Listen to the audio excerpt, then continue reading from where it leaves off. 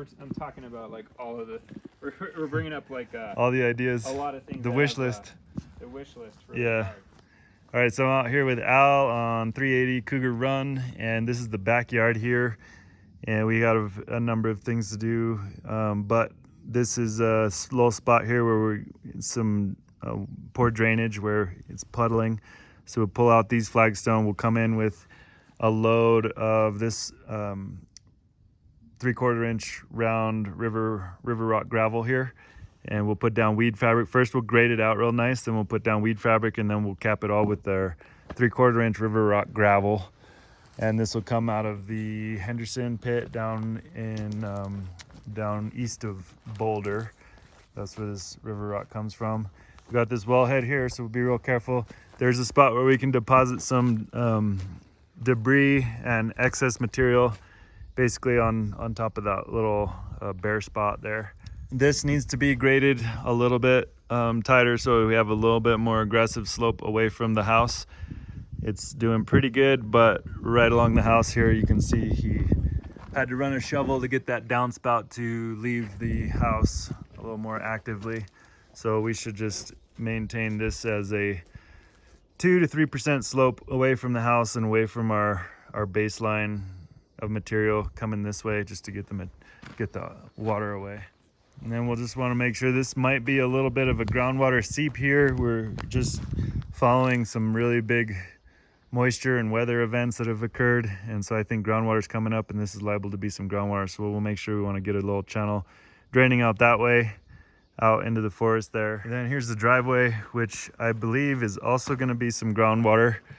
We're going to regrade this, get everything sloping at 2% going this way and 2% coming this way away from the sill of the garage. So as it is right now, everything is pretty well level with where I stand, so we are going to be dropping that down as we head out that way.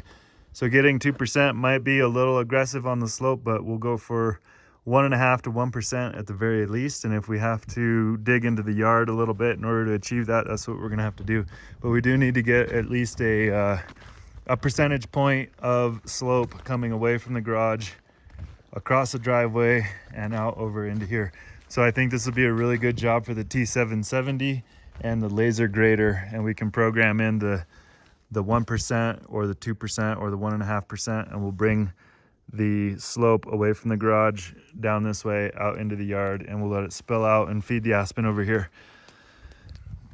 Also, we talked about removing these stumps here and this little bit of grass and basically bringing this grade down to the driveway grade. So we'll cut this down, we'll leave the gravel here. We'll very carefully cut this down so that we have an even pitch here and everything is moving away from the house. And these boulders will stay, and we'll carefully peel back this with back dragging it. We'll try to hit these stumps with the loader and pull these stumps out.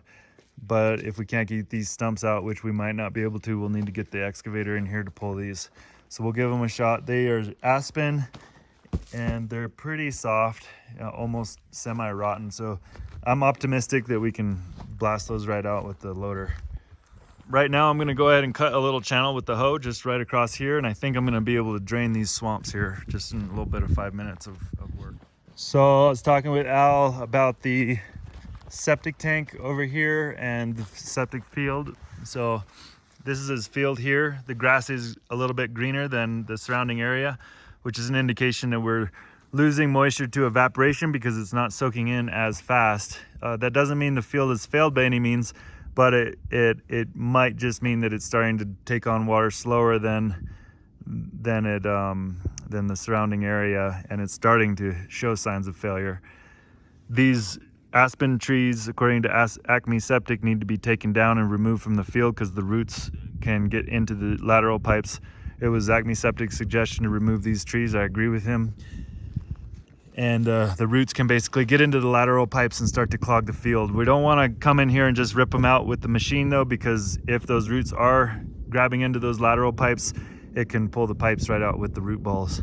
So we're going to encourage the customer to go ahead and just chop these down. If you want us to do that, we can. but if you can do it, and that's great. Then these septic tank lids are about a foot below grade right here. There's some duff and wood chips and things stacked on top of them now. The customer's digging these out in order to make access for Acme Septic to pump this out. So we're gonna go ahead and bring in a couple of Frelo transition risers. We'll stick those on. We have some at the shop that are 12 inches high, and we'll have some nice big round green caps, and we'll install these here for the customer, Al, while we're here. Additionally, we'll inspect and make sure that there's an effluent filter. If there's not an effluent filter, I'd like us to go ahead and recommend installing an effluent filter on here for you. And then also consideration of doing a TerraLift on this field to infuse the whole thing with oxygen, hopefully bring some more life to the field, and then retrofitting a dosing pump because I don't believe there's a dosing pump here. There's no electricity going out here, so it is just a gravity system. It's from 1984. We might be able to do a few things to really extend the life of this thing and save the customer from having to install a whole new system at this point. So the dosing pump could go right there or right here, depending on how we wanted to do that and if we wanted to do that. There's some easier things we can do in the short run. Just take these Aspen down, put on the risers, put on the effluent filter, and then that's it. We could theoretically put in a clean out for you right there in that dirt patch. Actually, there used to be one there. Yeah. And it was all smashed. Yeah. And cracked. Yeah. So I dug it up and just replaced it with like a straight pipe. Yeah. Okay. So yeah, I mean, you could do that, or we could do that for you. It's Yeah. code to have it from really? 5 feet from your house now. Oh. But because this is such an old system, nothing is necessarily code, so Yeah. you're okay. Okay. But we could potentially put a clean out there. We'll give you a price for it, and then if you want to do it, you can, and it's up to you. Yeah. I'm not. I don't know. Is the clean out's just to clean the pipe from here to there? Yeah. I don't know if that's like totally necessary. I guess. I don't know. Okay. It's pretty big. It's like a I don't know. 4-inch. pipe. It's a 4-inch. Yeah. It's like the idea that you. All right, so right here, we're talking about opening up this whole yard and making a flat area with nice grass and sod, and basically doing a retaining wall from either that tree or that tree, from there across here, and tying it in to essentially right up in there, and then doing some flagstone slab steps that are coming down the hillside here, and probably bring them down to about here. And this is gonna be about